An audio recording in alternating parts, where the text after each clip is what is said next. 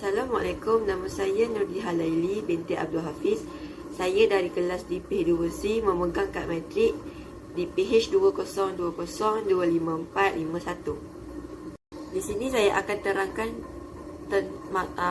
tentang pengenalan Mu'tazilah. Mu'tazilah berasal dari perkataan I'tazilah yang bererti berpisah atau memisahkan diri, bererti juga menjauh atau menjauhkan diri. Dalam Al-Quran, kata-kata ini diulang sebanyak 10 kali yang kesemuanya mempunyai erti sama, iaitu ibtiad, ani asyai, menjauhi sesuatu.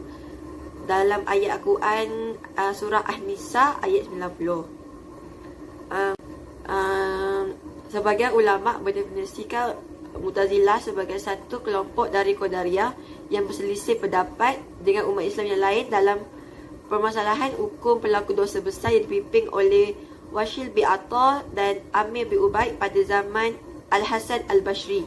Sejarah munculnya aliran Mu'tazilah muncul di kota Basra, Iraq pada abad kedua Hijri, tahun 105 hingga 110.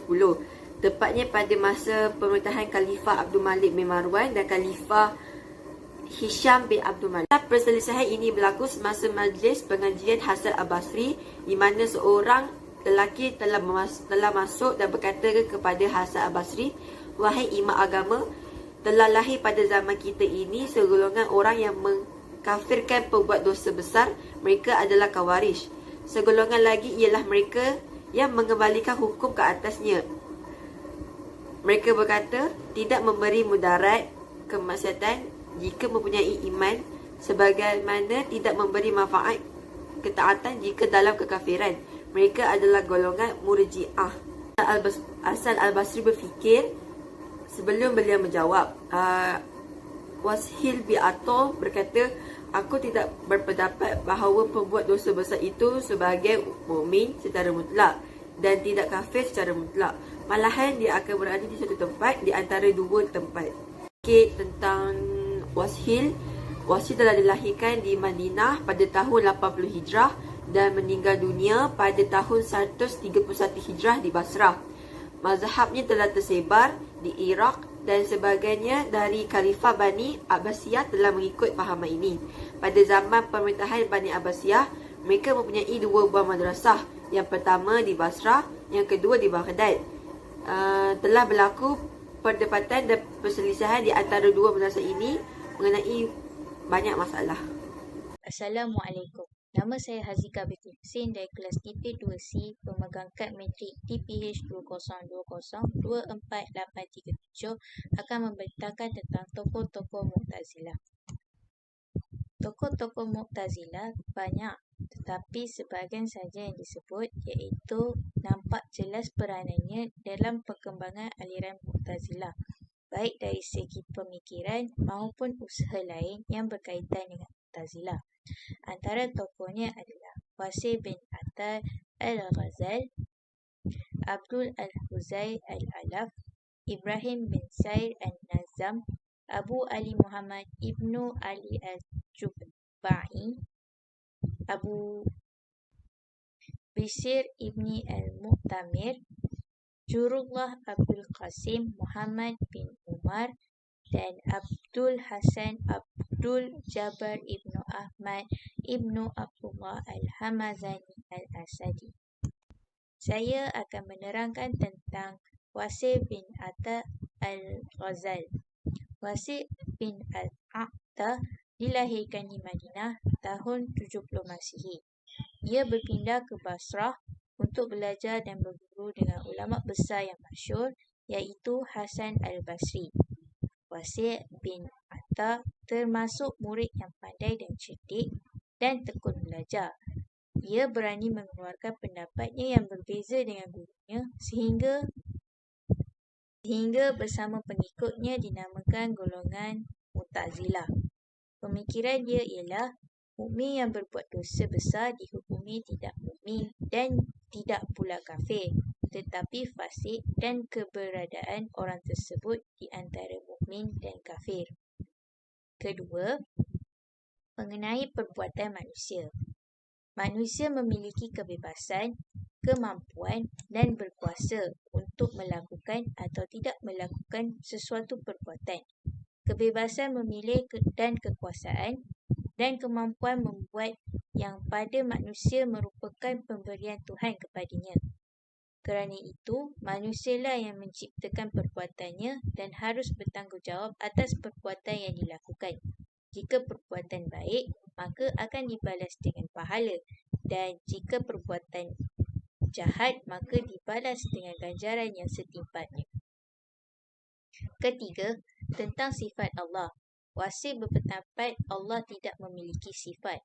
Apa yang dianggap orang sebagai sifat Allah tidak lain zat Allah sendiri. Tidak mengetahui dengan pengetahuannya, dan pengetahuannya itu adalah zat. Allah mendengar dengan pendengarannya. Allah mendengar dengan pendengarannya, dan pendengarannya itu adalah zatnya. Tuhan mendengar bukan sekadar sifat samanya. Allah melihat bukan dengan sifat basyarnya, tetapi dengan zatnya. Sekian daripada saya. Terima kasih. Assalamualaikum warahmatullahi wabarakatuh. Saya Puteri Nur Anika Edina binti Osmara dari kelas GPIH2C ingin membentangkan tentang prinsip Mu'tazilah ataupun fahaman aliran Mu'tazilah. Mu'tazilah merupakan aliran yang sangat terkenal dengan akidah Islam. Mereka mempunyai 5 doktrin atau dikenali sebagai usul khamsah, iaitu asas agama utama yang menjadi pegangan seluruh ahli Mu'tazilah. Iaitu yang pertama, konsep Tauhid. Keesaan yang dianuti oleh golongan Mu'tazilah ialah keesaan yang mutlak kerana menurut pendekatan akal hakikat, keesaan hakiki yang sesuai bagi Allah haruslah dijelaskan dari sebarang unsur ataupun aspek yang boleh mengelirukan. Mu'tazilah menafikan sifat Allah berasingan dari zat walaupun Al-Quran sendiri menyatakan bahawa Allah bersifat dengan sifat-sifat tersebut.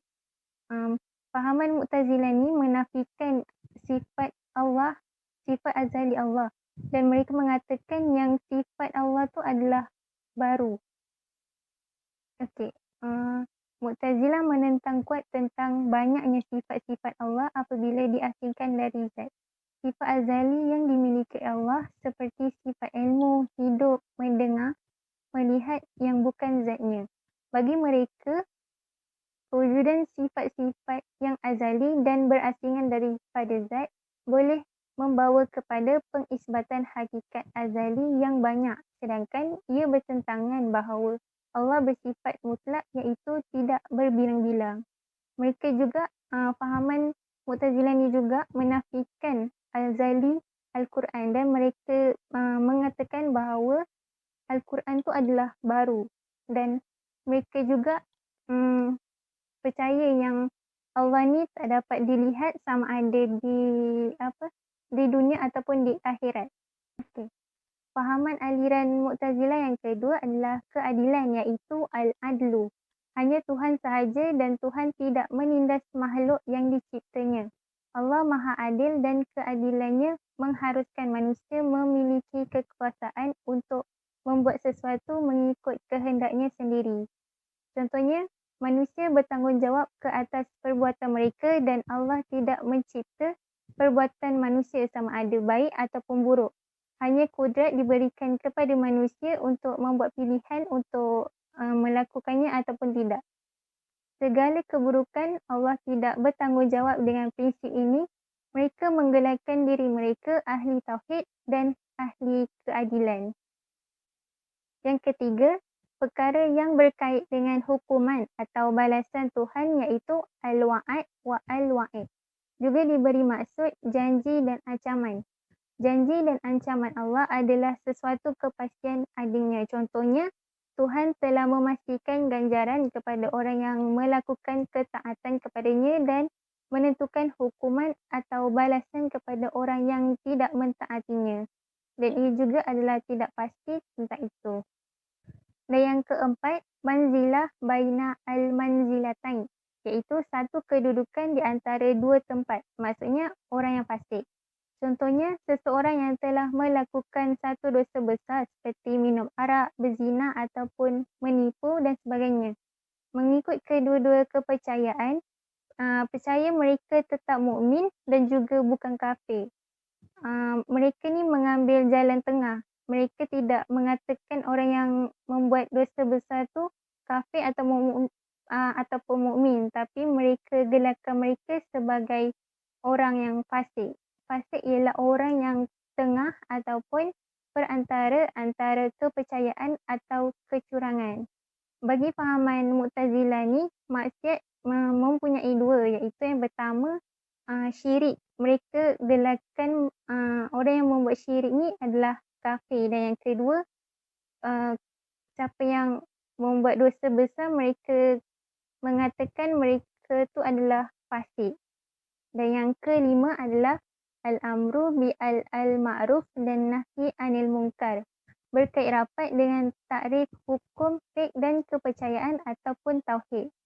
Mereka cuba untuk buat benda yang baik menurut undang-undang, tapi dalam masa yang sama mereka juga membuat perkara-perkara yang jahat. Mereka berdakwah kepada orang yang jahil dan sesat serta tanpa segan silu.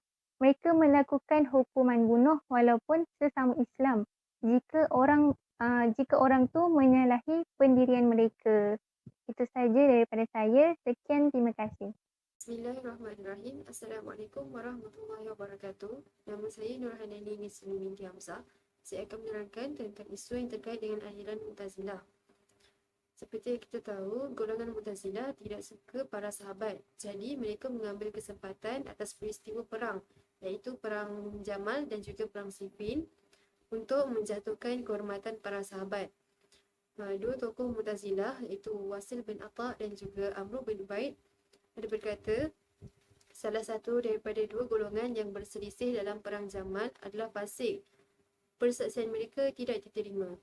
Jadi Abu Mansur al-Baghdadi menjelaskan pendirian Mu'tazilah terhadap para sahabat.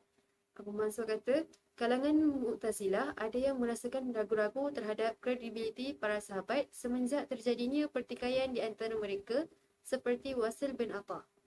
Ada juga yang berkeyakinan bahawa para sahabat itu adalah fasik seperti Amr bin Ubaid.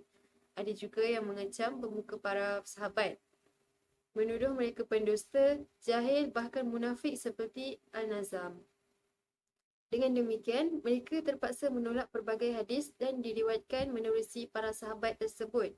Bahkan Al-Nazam menolak ijma' dan al-qiyas serta hadis-hadis mutawatir sebagai hujah. Al-Nazam atau Ibrahim Al-Nazam ialah salah seorang tokoh Mu'tazilah yang menuduh Sayyidina Abu Bakar As-Siddiq, Sayyidina Ali bin Abi Talib dan juga Abdullah bin Mas'ud sebagai munafik. Sebagai penutup, berdasarkan pembentangan ringkas seperti yang kawan-kawan saya bentangkan tadi, dapat difahami bahawa Mu'tazilah merupakan suatu pemikiran yang terpengaruh dengan tradisi luar daripada Islam. Golongan ini jelas mendewakan akal dan mengutamakan perbandingan nas-nas Al-Quran dan As-Sunnah. Pemikiran sebegini secara langsung dan tidak langsung bersesuaian dengan seruan setengah kelompok Islam modernis progresif pada masa kini yang kononnya mahu mereformasikan ajaran Islam yang didakwa jumud. Golongan ini berusaha sehabis mungkin mencedok dan menggali metodologi puak Mu'tazilah untuk diaplikasikan dalam masyarakat Islam pada hari ini.